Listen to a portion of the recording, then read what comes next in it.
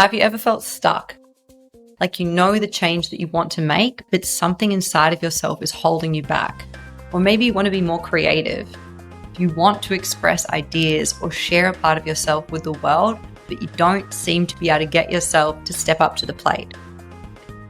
Dr. Ross Ellenhorn has spent years unpacking the mechanics behind these moments. His work looks at hope and how the flip side of hope is fear, and how often the reason that we're not stepping forward is not because we're stuck, but because our minds are trying to protect us from the unknown. In this conversation, he'll unpack the mechanics behind these internal processes so you can better understand what's going on beneath the hood. My hope is that this conversation leaves you with inspiration and something that you can action, because I find Dr. Ellenhorn's work incredibly inspiring. So I hope you enjoy this conversation, and I hope it touches you in the same way that it touched me, because it truly made me feel more motivated and more proud of the small moments of action that I've already taken. Without further ado, let's get into the conversation. I'm a psychotherapist, but I'm trained, my PhD's in sociology. And so I have a strong interest in kind of social experience and how much it influences psychological experience. And that took me to own this pretty large program, which is this kind of hospital without walls in 3 different states in the United States. That's all about trying to keep people out of institutions who are having really kind of profound and serious psychiatric events. And so that sort of meshes my, the fact that I sort of cross-disciplinary training. And then the other part of it is I was diagnosed as having a severe learning disability at a very young age. At a time when there wasn't a lot of sensitivity about that, there's a really good chance I'd be segregated off into a special school and stuff like that. And that label had a profound effect on my functioning when the thing didn't really have much to do with my functioning. I'm 3 books in and a PhD, and I don't even know what it was I had, right? And so but being labeled it and not being held enough in my experience, not being cared for enough in that experience, had a profound effect on me. And that's influenced how I think and how I think about human behavior, and especially within, psychiatric communities. And then I've taken that, and I have a psychedelic program too. So my psychedelic program is really trying to fight the movement in psychedelics towards medicalizing psychedelics. We often say at the beginning of our talks, there's a massive anti-psychedelic movement going on in the United States, and it's called the psychedelic movement. Like, our belief is like it's really in bad shape because it's becoming just another medicine, not playful, not oriented towards curiosity and things like that. Oh, that's super interesting. So you're worried about the way that it's being framed at the moment. Mm-hmm. Yeah. Oh, can you tell me a little bit more about that? It's also a topic of interest of mine. I'd love to hear your lens on it. Yeah, well, we've seen this movement at least in the United States towards psychiatry becoming much more oriented towards kind of fixing people, not having people kind of contemplate their experience and then figure out what they're going to do with their lives autonomously, And psychedelics have entered that field. It's really, really seriously always about kind of how do we cure your depression, or how do we cure this or cure that.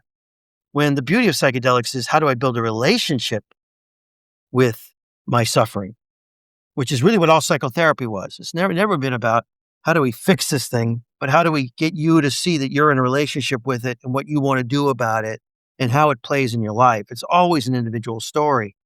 And psychedelics has taken on that kind of mechanical view on some level. In the US, you go to ketamine clinics and nobody even attends to you barely. You walk in, they put a needle in your arm, and you sit there for an hour and you go home. And supposedly and there's hospitals in the US where there's sections of the hospital called the intervention department. And they have TMS machines, those machines that are sort of like ECT. Then they got ECT machines, and then they got psychedelics, as if it's part of that form of psychiatry where you're intervening on the brain without a process going on. And so that's where our concerns lie. If it was up to you to direct and guide where this movement's going, how would you like to structure it? Much more viewing it in the realm of art, but what art does well, when it's doing well, and how psychotherapy real pure psychotherapy is kind of an art. It's the improvisational event between two people. It's definitely improvisational, and it's oriented to give shape to experience.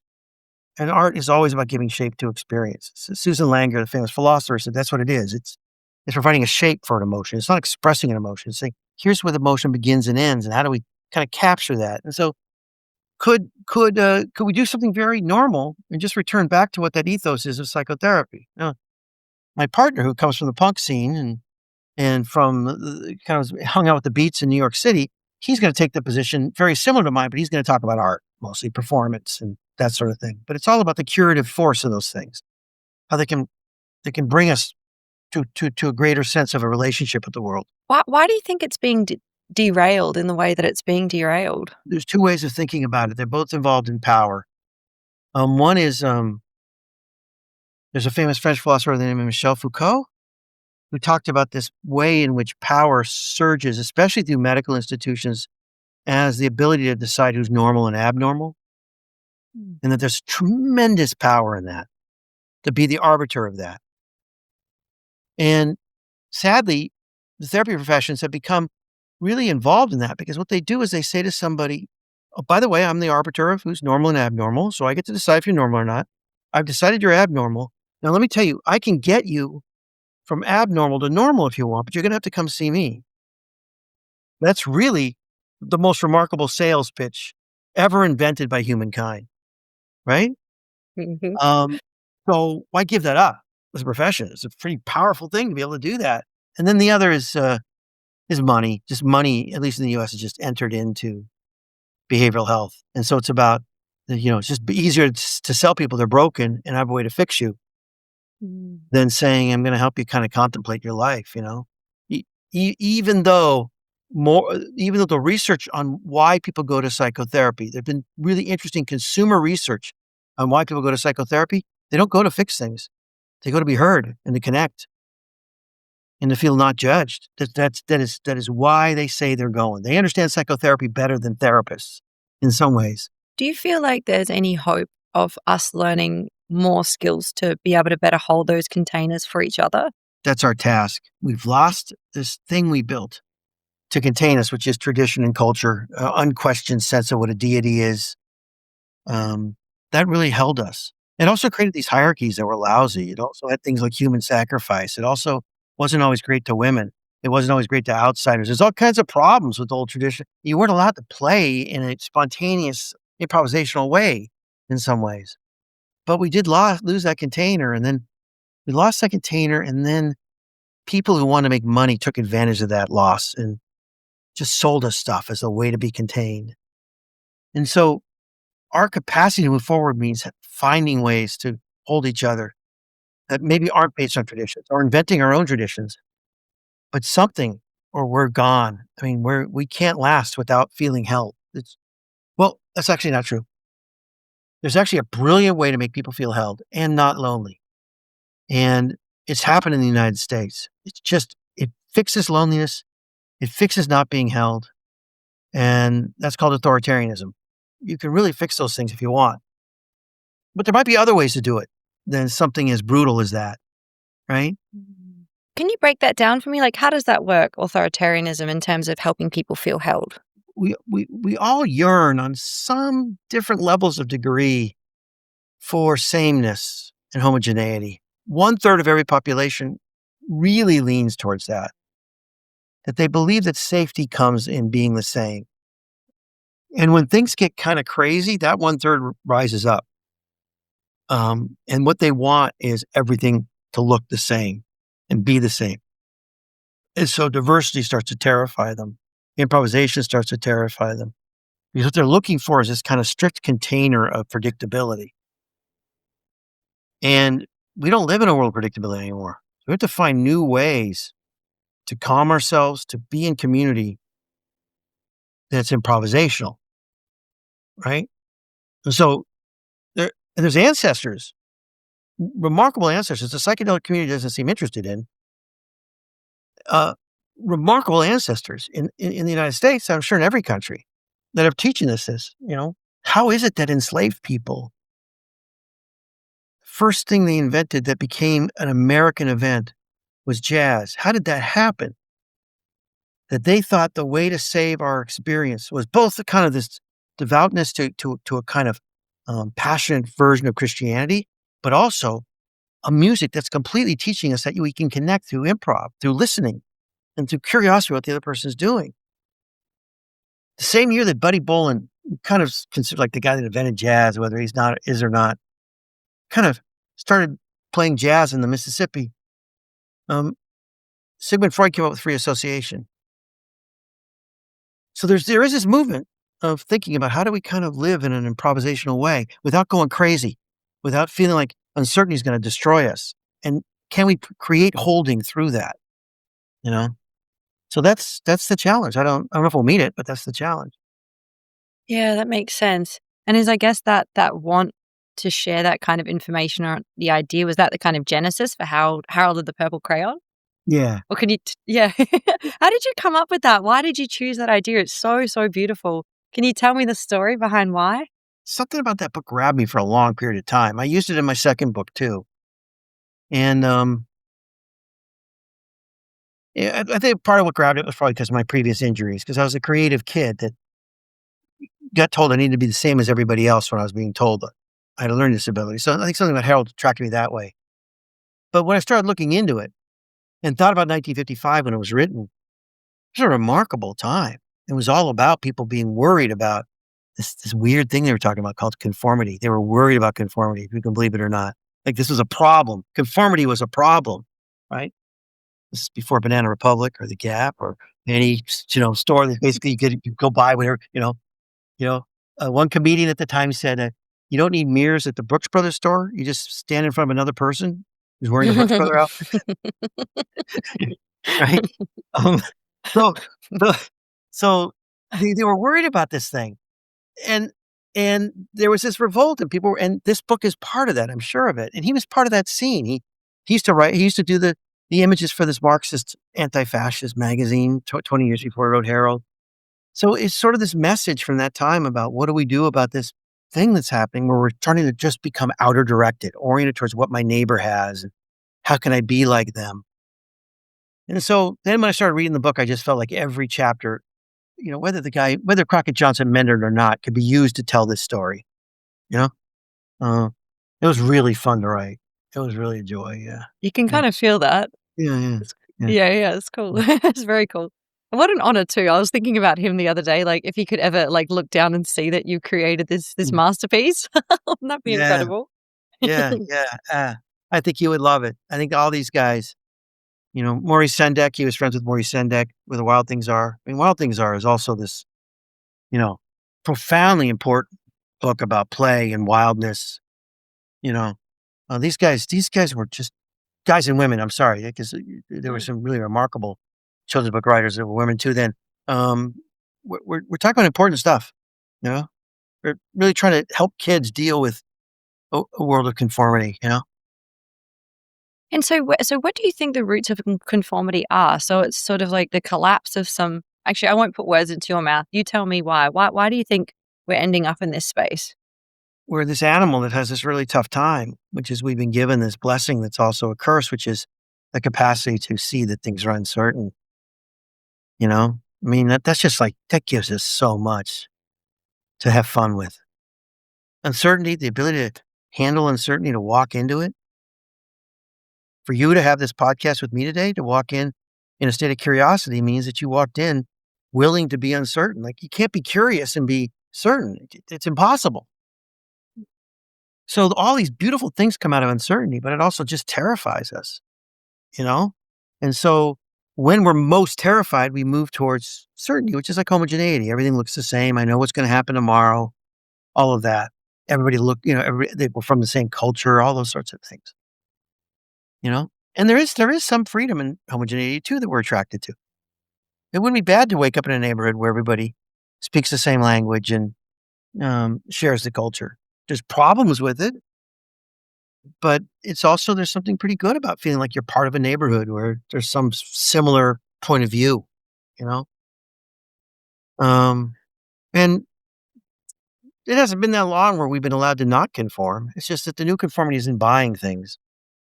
Traditions and religions were pretty conformity oriented.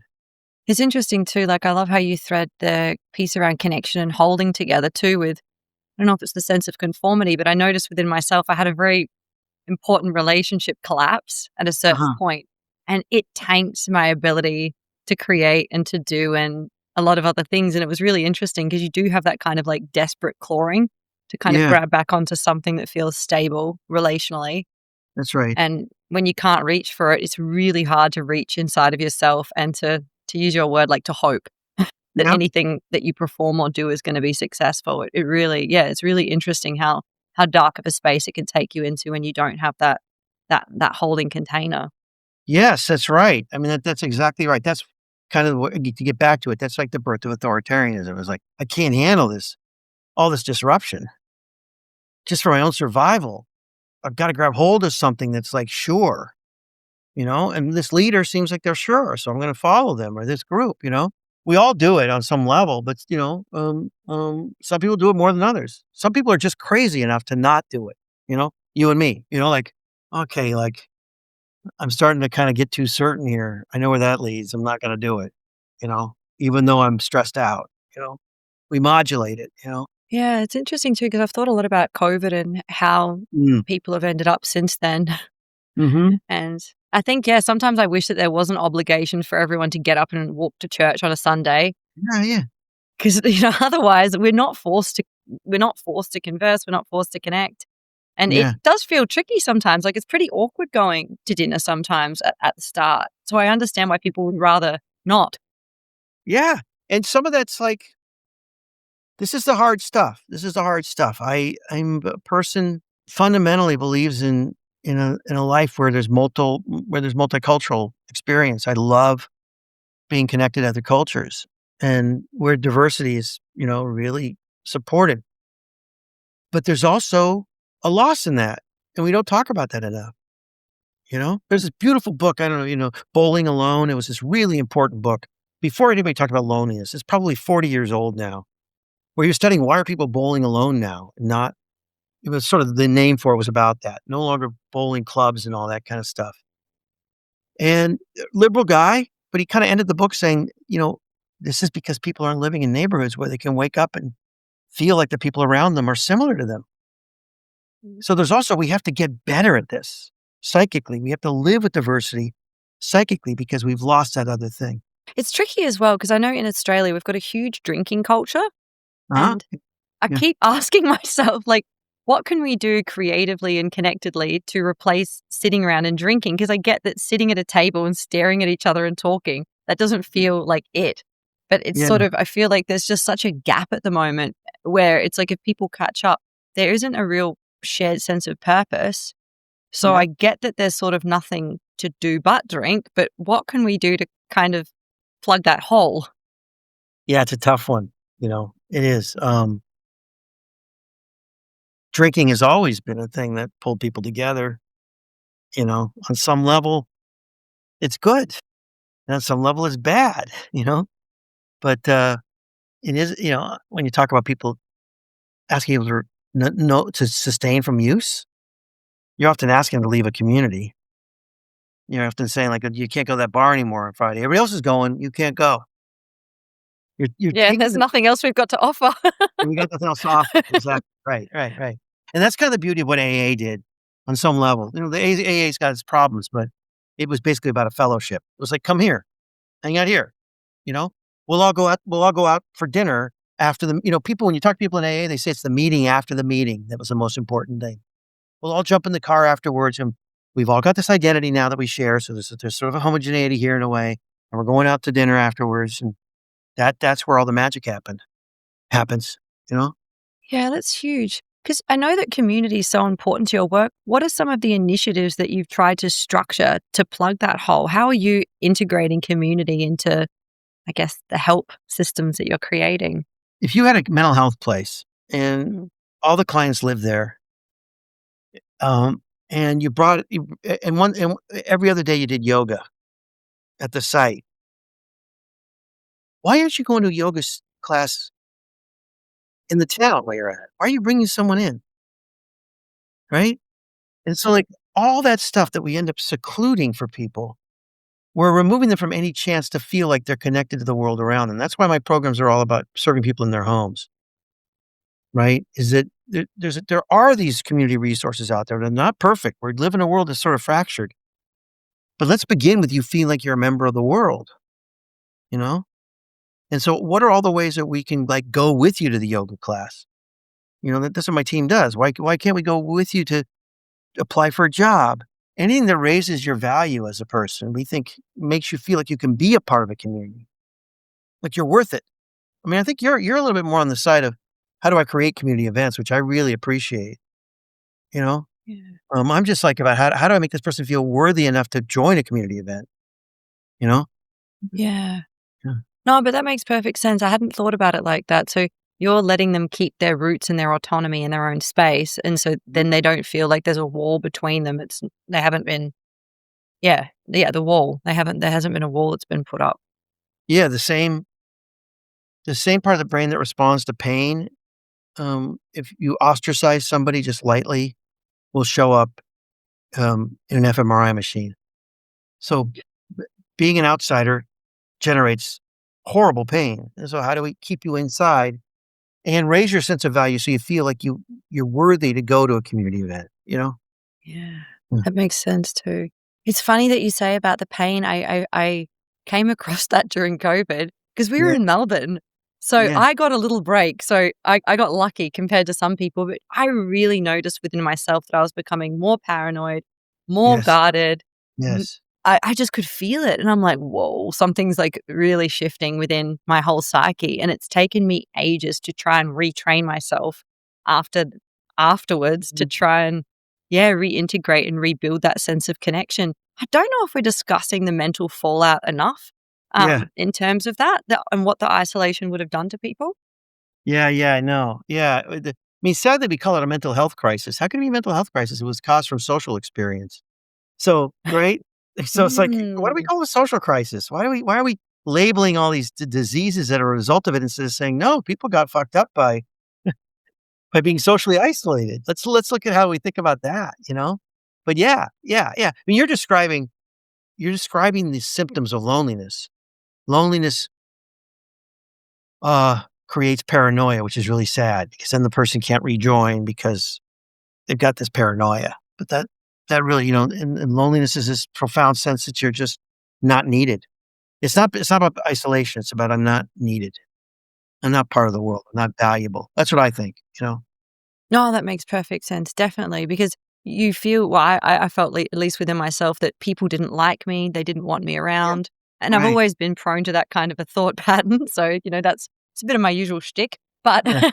I could notice the exaggeration of those thought patterns during that time, and Yeah. I feel like I've noticed it within other people too who haven't come back out and reintegrated. I feel like Yeah. we've still lost a lot of souls in their houses. Yeah. Yeah, there's this stuff that I'm sort of fixated on right now in my work called threat assessment theory. So threat assessment theory, and they study this physiologically. Um, Threat assessment theory is that something challenging feels challenging if you have enough resources to meet it. It feels threatening if you don't have enough resources to meet it. Very simple, right? Like you're walking with shorts and a t-shirt, snowstorm hits, it becomes a threat. You put on a jacket and pants, it becomes a challenge. Well, there are all these social resources that we have around us that we don't notice. Social support, sense that we're effective in the world, sense that we have purpose. Those are resources that if we remove from our lives, everything becomes threatening. The smallest challenge and feel like I don't have the resources to meet this. And then we don't leave the house or we get, the normal paranoia we have with people about whether they like us or not becomes bigger because we don't have those resources behind us, you know? And I think that's a big thing that happened in COVID is we lost important resources that you get from going to work and seeing people at work and all those sorts of things, you know? It made everything look threatening. If people are in a state where they feel like their mental health's declined and then they do end up in, say, a space of therapy, Do you feel like enough emphasis is put on, their, their contextual existence? Or do you feel like, my concern is that the problem with their mental health is then put back onto them rather than looking at that greater Mm. context. It's like the spotlight's being shined in the wrong place. What's your feeling around that? I know it's a gross generalization, but No, yeah. I still think it's good to focus on the individual, but not focus on them being defined by their diagnosis. I don't think it's always that helpful to say, look what society's doing to you. do you think enough emphasis is being put on connection in the spaces of therapy? Oh, no, I don't. No, I think that it once was focused on that on some level, and it's become much more about here is the treatment we use for this disorder. And it's become a way to kind of surgically remove a problem instead of being a place of recognition and connection. And so that's what worries me about therapy is that it's lost that what it originally was, which is how can I make you feel like someone recognizes what's happening for you?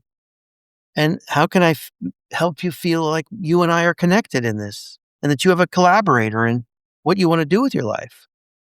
Those are really profoundly important things. And it's lost that, you know? No, we could say therapy is reductionistic. That's what I like to call it. And it is at times. You're taking sort of social problems and you're putting it into an office. But I think that what therapists are doing is a social thing. I think when somebody feels recognized in therapy, they're feeling recognizable. They're not saying, oh, nobody else is going to recognize me. Only my therapist. That they're in trouble if they think that. The therapist is like an envoy from the world saying, I see what's going on. And the therapy is others can see what's going on. You can be part of the world, So I do think it's like a social event on some level, and it doesn't focus on that enough. It focuses on empathy. Empathy is great, but it doesn't focus on our provision of feeling like you're in a tribe or a group, that you're part of the world. And it can do that. It should do that. How do you think people can improve the way they speak so that they can better create those containers for other people? If you could make it through life speaking in the language of states, not traits, and thinking through states, not traits, you'd be in a much more humane place. So what I mean by that is, I mean that in two ways. One is my emotional states are based on wherever I'm screwed up in my head, but mostly it's based on what happened that week or that day. So that's a state. And we don't focus on that enough. We're always focusing on, well, what did you bring to this? What did it, right? But it's also a state to have a psychiatric event. Because even though that's sort of something we can predict a bit, it's your relationship with it that matters. And if I can listen in that way to you and speak that kind of language, I'm in a much better place. In other words, if I'm not saying, okay, so you suffer from depression, and I say, I'm curious what your attitude is towards this depression. How do you experience it? Have there been times when it's actually something you invited? Are there places where it's given you strength? Where have you had strength in response to it? How the hell did you get into my office today? You're so depressed, but you made it here. Those are much better questions than, let's go through the symptoms of your depression. I don't even know what that gets us. Does that make sense? Yeah, that makes perfect sense. Actually, on that note, could you explain a bit more about the book about changing yourself and how the Yes. questions are part of the catalyst? Because that's really useful as well. Yeah. Well, first of all, I got to tell you, I have to admit, a lot of what I'm describing to you is by this guy, Michael White, an important Australian person who kind of invented narrative therapy. So a lot of his stuff's about that. It's about how do we have these conversations that where the narrative is about that staying the same is really understandable. And that staying the same is kind of an act of self-love. It's a protective act. And if we can kind of understand the beauty and stay the same, we're probably more likely to get a change. And we're probably going to more likely take the other route. That comes out of narrative therapy comes out of motivational interviewing. It comes out of all these ways of thinking, but it's basically saying, let's stop making this a shameful thing that you're not changing. Let's try to look at, what makes sense in that. Why are and then what's your relationship with change and all of that. That's what the book was about. And it's based also on this concept that I've been researching that now is finally going to be in a scientific journal. So it's sort of legitimized, called fear of hope. Hope is this thing. Hope is the mindset that draws you through uncertainty. It's not optimism. It's not things are going to be great. So hope, by the way, it's one of the fruits of an ability to handle uncertainty. Curiosity is imagination, hope. Hope is the thing that also drives you to feelings of helplessness because you get excited about something. It drives you towards it. You get to it, then you realize you can't have the thing that you feel is really important. So if you had a bunch of disappointments in your life, the thing you fear most is hope. When hope starts coming up, you get, oh my God, here it is again. It's going to take me down the wrong path. And that gets in the way of change because you can't change without hope. Because you can't change without walking through uncertainty. You can't, because you don't know where your change is going. Exactly. So that's what the book's about. It's these 10 reasons not to change, these 10 things that people do to sort of not deal with the fear of hope. Perhaps hope is the thing that people need to better understand so that they get that it's a very delicate ecosystem, especially when someone's doing something creative. It's super vulnerable. Yes, it is. It is very much so. Yeah. Yeah. Well, there's a couple things. One is feeling witnessed by somebody is really important. Because if you think about this theory of threat assessment, so what resources do you have to face hope? Remember, hope can be a threat or it can be a challenge. It's a threat if you don't have the right resources. Well, one resource is the sense of being witnessed. The witness means someone seeing your state, not your trait. I see what's going on for you. I'm here for you. I'm on your side. All that kind of stuff is really powerful in helping a person move forward. And the other is, I actually don't think you can change people's hope. What you can change is their faith in themselves and others. So if this thing doesn't go right, I can handle it. So help people get better at things. Help people feel like they can have faith in you. Anything that makes them feel like if they fall, there'd be something there to protect them afterwards. It's kind of that sort of stuff that needs to happen, those kinds of resources. What do you think that looks like if you're a parent? How should that play out? I want to answer you regarding really a young child, and I'll answer later too, okay? What does it mean to be recognized before language? It means that somebody's care is also a communication that they see what's happening to you.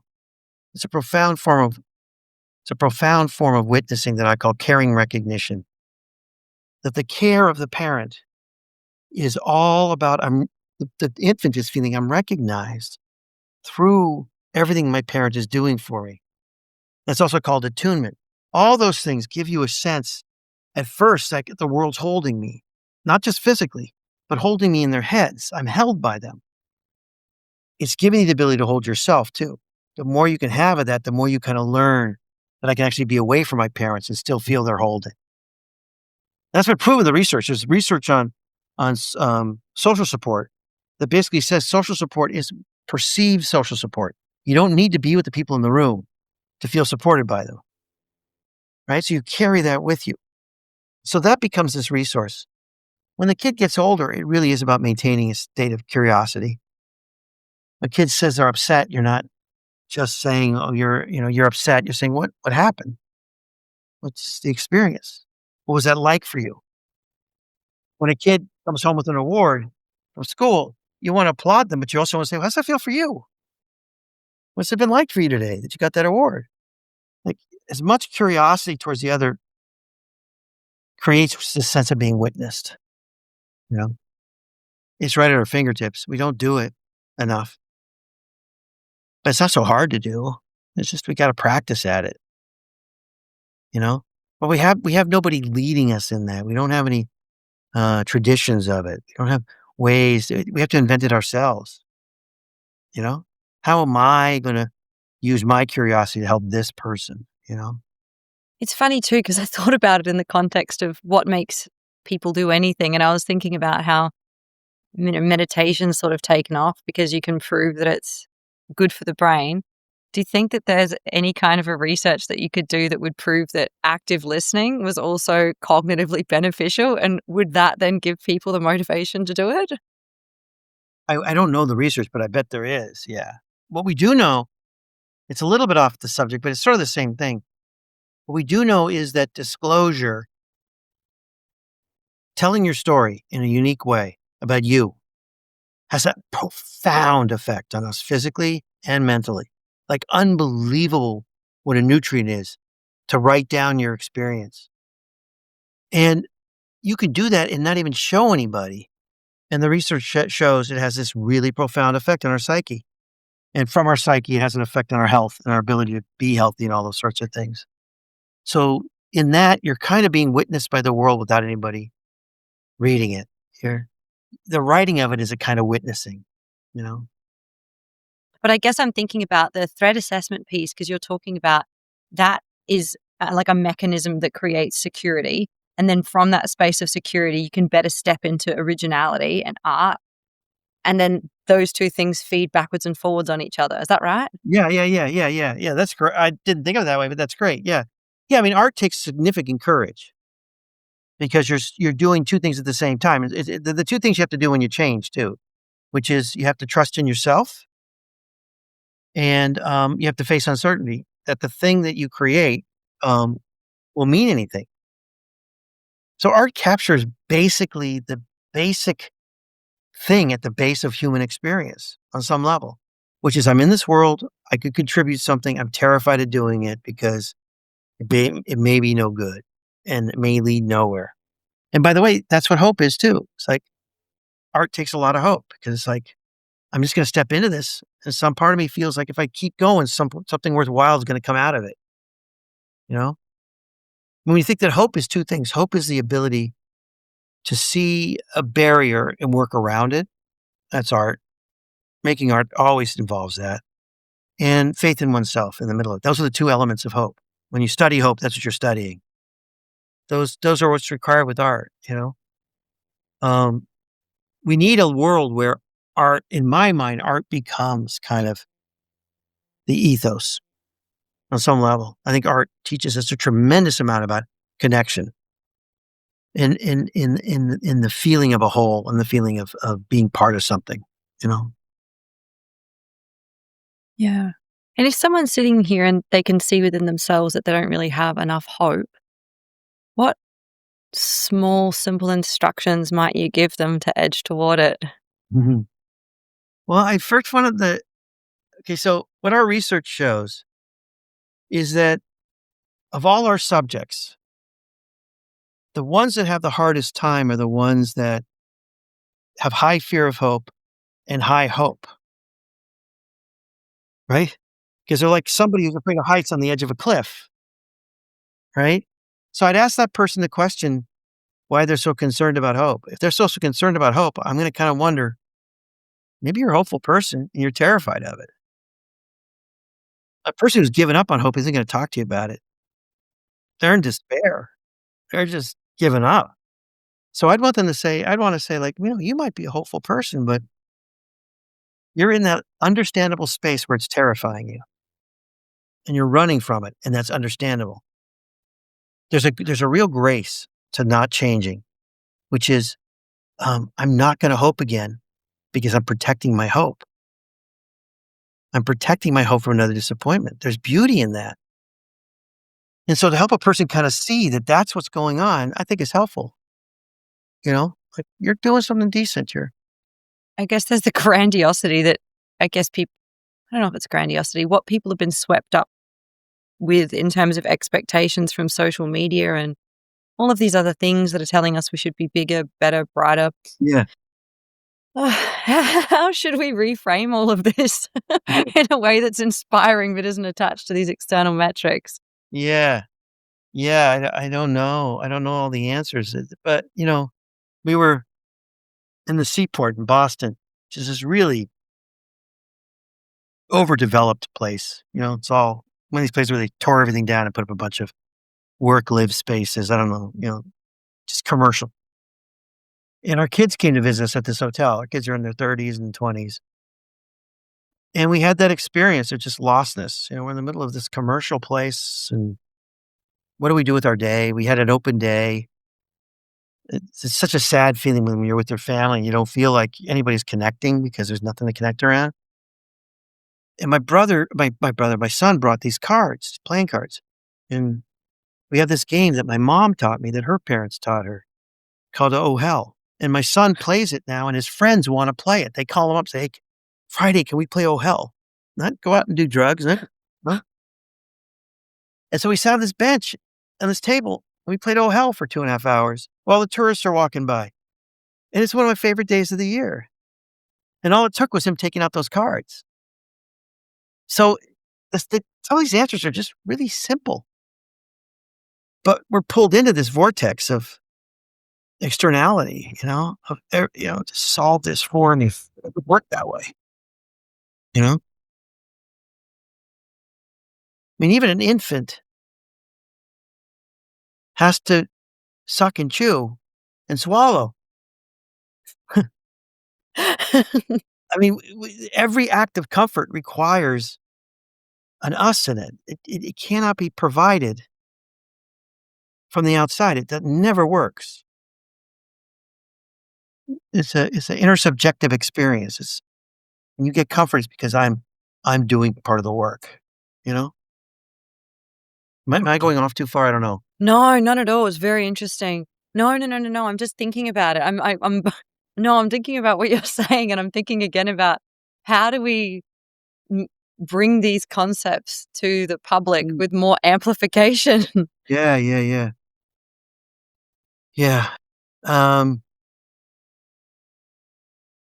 The one thing I did, which I wish I did more of, I created this thing called Art Church, or Art Temple. Yeah. And it was going to be this thing. We just never got it off the ground, but it was going to be this thing where every Saturday or Sunday you came and we did this process where we built an altar. But the altar was just this mess. It was like this weird brutalist sculpture. It didn't have any, you couldn't bow down to it. It was too weird, But it's just like this group event where people could bring their kids, and it's this group event of let's make art together. And then let's let the altar be an altar to connectedness because that's what this was. That's what art is. Art is about, you know, you're painting that picture when you look at a picture in a museum. You're doing an artistic process. You can't enjoy that piece without being in an artistic. You're definitely writing a novel when you read a novel. It's all here, And so, how do we create those experiences of what's called intersubjectivity? I'm holding you in my head. You're holding me in yours. This neocortex of ours is built for that. That's what it's really built for. Is how do I imagine your world and you imagine mine? So group art events are about that. And then how do we kind of give praise to that at the end? So then we have the altar in the middle. We give praise to it. Yeah. That's a really important point too, actually, for someone, even just to observe art, is an act of participation in itself. We probably don't look at it like that. No, we don't. To heal, everything is about metabolizing and producing because we're living things, and that's what living things do. That is what play is. Play is a metabolizing, producing event. Play is this profoundly important event in our lives because it does that most directly. To play is to put yourself into the thing you're playing with and to then take something from the outer world and have it affect you. It is the most profound event on some level. So how do we get people into a state of play so then they can recognize this is the thing I want in my life? This is the experience, Yeah. It's so nice what you're saying because it really gives me the feeling that just by stepping up to try and do anything, you can be proud of that act in and of itself, which takes the pressure off the outcome. It puts the pride in the stepping up in and of itself, and you can hold that part of your narrative, which is a beautiful message because I don't know if anyone else is really sharing it in the way that you do. Yeah. Well, yeah. I mean, and the other thing is I'm not a big, this must be a drag on a podcast. So I'm not a big advice giver. I'm more interested in helping people get insight and then making their own minds up about what they want to do about it. And plus, I'm just not good at it. I can't figure out the answers. I don't know the answers, you know? But one answer that I don't live by at all, period, is, invent your own customs, you know? Invent your own Mm. customs. Thursday night, the family gets together. We have a moment of quiet before we eat, and everybody has to come. And we'll call Thursday nights some name, you know? You know? I'm partly Jewish. Shabbat's this remarkable thing. We turn off our phones, turn off electricity, turn off everything, and on Friday nights, just, we're gonna do this. I just was at this, conference in, near Mexico City. And I don't wanna over romanticize another culture, but, um, we went into this village right before Day of the Dead, which is this big, big celebration there. It was just so thick with culture. Like you're walking into an art piece to be in this town. All the foods, all the colors. You automatically, and I'm from another country, I don't even speak the language, felt held. This whole thing is holding me. This, because just because I'm not from another culture doesn't mean I'm not human. This human event of creating art and living within art and tasting art and smelling it, all those things are just don't happen in the United States like they do in other countries on some level. Oh, well, everything that you've said is brilliant. I really appreciate your time. Thank you so much. Okay, so that was the conversation with Dr. Ross Ellenhorn. And I really can't emphasize enough, if there was something that felt relatable within that conversation to you, do pick up his work. I honestly spent hours trying to write a good bio for him to introduce this podcast, and I really don't think I could do him any justice. You need to experience his words for yourself. So I would really recommend picking up one of his books. I will leave notes to all of his work in the show notes below. And the prompt that I'd love to leave you with today is to think about, in what moments might fear be holding me back? What is my mind trying to protect me from? And what might happen if I showed up? Thank you again so much for listening. My name is Jess Leondiou, and this is the Make Your Mind podcast. See you next time.